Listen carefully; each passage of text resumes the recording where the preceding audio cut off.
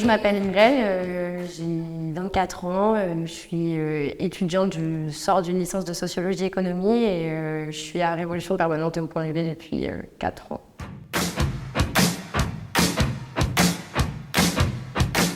Le Point Levé, en fait, c'est un collectif de jeunesse qu'on a impulsé maintenant il y a 5 ans, en 2018. Notamment dans les universités qu'on a réussi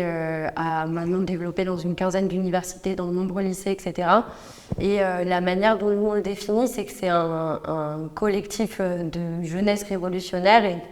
et plus précisément de marxistes révolutionnaires. Et pour nous, l'objectif, c'est de rassembler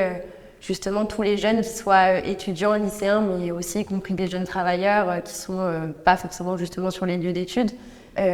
Pas uniquement, en tout cas pour uniquement se réunir pour lutter ensemble, mais aussi pour discuter et s'organiser autour de stratégies marxistes et justement qu'on essaye de tourner beaucoup, en tout cas, et ça a été un peu le cœur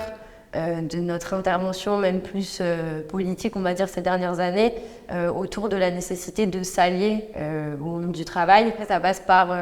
lutter contre la dégradation des conditions étudiantes. Les amis, il faut qu'on discute 2 minutes de la situation de la rentrée chez les étudiants, là, mais parce que c'est une immense dinguerie ce qui est en train de se passer. Là, actuellement, il y a des étudiants, ils sont en train de dormir au camping. Ils sont en train de louer des emplacements de tentes, de dormir dans des bungalows, parce qu'ils n'ont aucun logement dans la ville dans laquelle ils sont censés étudier. La dégradation même des universités, les coupes budgétaires incessantes qu'on est en train de subir, évidemment la question de la précarité étudiante et de toutes les questions qui préoccupent aujourd'hui les étudiants et les jeunes de manière générale. On est avec le Point Levé, l'Union Pirate Solidaire Étudiant, pour interpeller la ministre de l'Enseignement supérieur qui est juste à côté là du campus pour faire une pseudo-conférence sur je sais pas quoi, alors que nous, les étudiants de Rennes, on dort dans des campings, on n'a pas de logement, il y a une crise énorme de la précarité étudiante à l'heure actuelle, donc on est venu lui dire que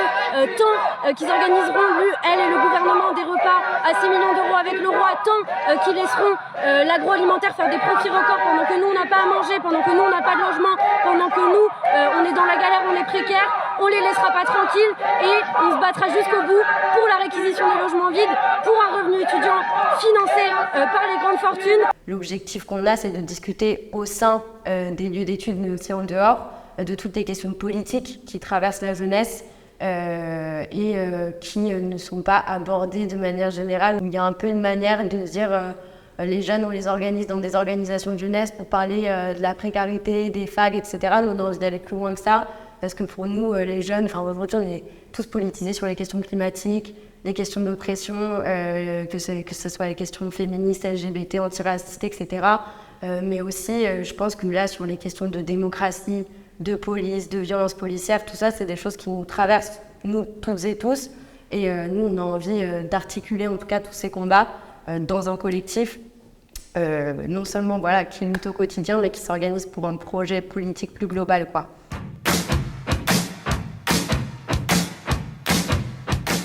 L'exemple le plus frappant, je pense que c'est quand, avec le Point Levé, mais aussi avec le réseau pour la grève générale, pendant le mouvement contre la réforme des retraites, on a cherché à aller soutenir les raffineurs de la raffinerie de Normandie, qui est la plus grosse raffinerie de France, qui avait entamé l'arrêt du raffinage et qui était parti dans une grève reconductible là, pendant le mouvement contre la réforme des retraites et qui était menacé de réquisition par la police. On a descendu 2 cars pleins de Paris, je ne sais pas combien ça représente, pour aller justement empêcher que cette réquisition elle se fasse. On a réussi à le faire.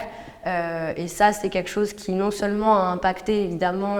les grévistes qui étaient sur place et qui de fait ont vu qu'est-ce que ça voulait dire aussi quand les étudiants se lient un peu jusqu'au bout au monde du travail, mais ça a été le cas dans tout le processus là, de lutte qu'il y a eu pendant le mouvement contre la réforme des retraites. Demain, c'est pas juste une journée de mobilisation de 24 heures, mais il y a aussi des secteurs du monde du travail, comme la RATP, la SNCF, les raffineries qui partent dans une grève reconductible. Et nous, les étudiants, on doit les suivre là-dedans. Parce qu'on le sait, si demain, il n'y a plus de fac, il n'y a plus de lycée, il n'y a plus de train, il n'y a plus de métro, il n'y a plus de pétrole, demain, on peut faire plier le gouvernement. C'est un état d'esprit qui, à mon avis, traverse plus généralement les jeunes qui aujourd'hui se mobilisent sur les questions sociales. C'est qu'on a besoin de s'allier au monde du travail, on a besoin de s'allier à ceux qui sont en capacité de bloquer économiquement le pays, de mettre la France à l'arrêt aussi de manière concrète jusqu'au bout. Et c'est y compris même un état d'esprit qui est ressorti un peu dans toutes les têtes. Même nous, on retrouvait des collègues de fac qu'on n'avait même pas appelés pour venir sur un piquet, qui étaient venus spontanément. Dans les AG, dans les universités, les gens se demandaient mais ok, mais qu'est-ce qu'on peut acheter concrètement pour aller bloquer les poubelles si jamais les éboueurs reprennent le travail et qu'ils sont obligés de le faire et tout. Enfin, il y avait vraiment un état d'esprit comme ça, et je pense que c'est aussi pour ça que d'une certaine manière, le Point Levé a immergé comme un nouveau collectif aussi de jeunesse, parce que ça correspond, à mon avis, à un niveau de politisation et à des préoccupations qui traversent en fait de larges couches, en tout cas à mon avis, des jeunes aujourd'hui.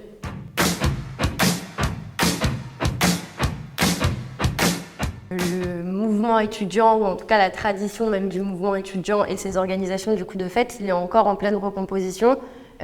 Puisqu'il y a eu évidemment l'effondrement de l'UNEF en 2016, et que je pense que toutes celles et ceux qui étaient à la fac, moi j'y étais pas encore, et pour autant je me souviens de la trahison de l'UNEF, de ce que représentait aussi son effondrement, d'une organisation qui était là depuis des décennies à diriger le mouvement étudiant. Et ensuite on s'est retrouvés là depuis 2016 en réalité avec des tentatives balbutiantes,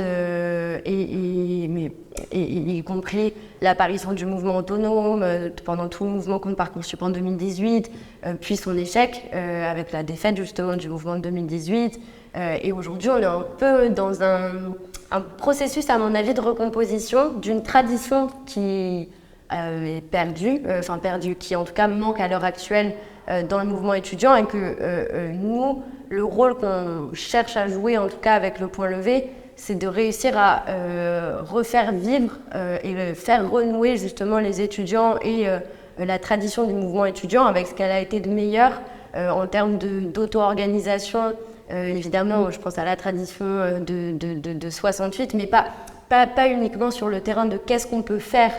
concrètement, mais aussi de quel modèle nous on est en capacité, qu'est-ce qu'on est en capacité de montrer au reste de notre camp social et au reste des secteurs qui luttent, à savoir oui, la manière de s'organiser de manière démocratique, la manière de ne pas uniquement se préoccuper de questions corporatistes qui ne concerneraient que notre milieu, et de renouer aussi avec toute une tradition anti-impérialiste. Ce qui se passe aujourd'hui en Palestine, c'est appuyé militairement, politiquement par le gouvernement français depuis des décennies. Qui a beaucoup traversé, je parlais de 68, mais qui a traversé évidemment le mouvement de 68 avec l'opposition à la guerre du Vietnam, etc., etc. Et de chercher à influencer par là le reste de notre camp social et à chercher à politiser aussi les processus de lutte de classe et les mouvements. Et je pense le mouvement des retraites en a montré, on en a cruellement besoin.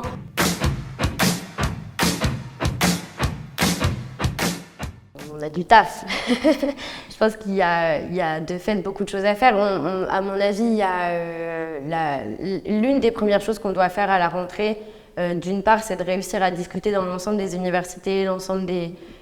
lycées, etc., des bilans, parce que je pense que l'heure, elle est encore à ça, à continuer de tirer les bilans du mouvement contre la réforme des retraites et à essayer d'aller tirer jusqu'au bout, y compris dans la compréhension qu'en ont les gens. L'une des premières choses qu'on peut faire pour améliorer et changer un peu l'état d'esprit qu'il pourrait y avoir à la rentrée, c'est continuer à discuter des bilans qu'on tire du mouvement contre la réforme des retraites, mais aussi, à mon avis, il y a tout un tas de luttes qu'on va devoir mener, que ce soit là, quand on est en train de voir même la rentrée d'un point de vue économique qui est dramatique, et il y a même toute une actualité autour d'à quel point pour les étudiants c'est dramatique, le coût de la vie qui a augmenté de 6%, il me semble, en un an pour les étudiants. Enfin, il y a tout un tas de difficultés concrètes, mais qu'il va falloir articuler dans un combat. À mon avis, on a une revanche à prendre contre Macron, en fait. Et c'est ça le combat qu'on doit préparer d'ores et déjà à la rentrée, contre Macron, contre sa police, qui a mis des milliers de camarades à nous en garde à vue, qui en a frappé des centaines. Tout ça pour nous faire oublier qu'hier, il y a eu 500 personnes interpellées rien que sur la journée. Il y a eu un gars à Nantes qui a eu la main arrachée par une grenade. Depuis le début du mouvement, nous on se fait gazer, matraquer, interpellés, mis en garde à vue. On a des procès, on a des interdictions de manifester. Qui a tué Naël, qui a tué d'autres personnes, y compris pendant les révoltes. Enfin, pour moi, c'est ce combat-là qu'on doit reprendre, et que ça passe évidemment, à mon avis, par continuer à perdurer et renouer avec des cadres d'auto-organisation dans les universités, continuer à chercher des espaces même de coordination avec le reste du monde du travail, les lycéens, etc. Enfin, je veux dire, le reste de la population. Et oui, pour commencer d'ores et déjà à s'engager, s'organiser pour prendre notre revanche.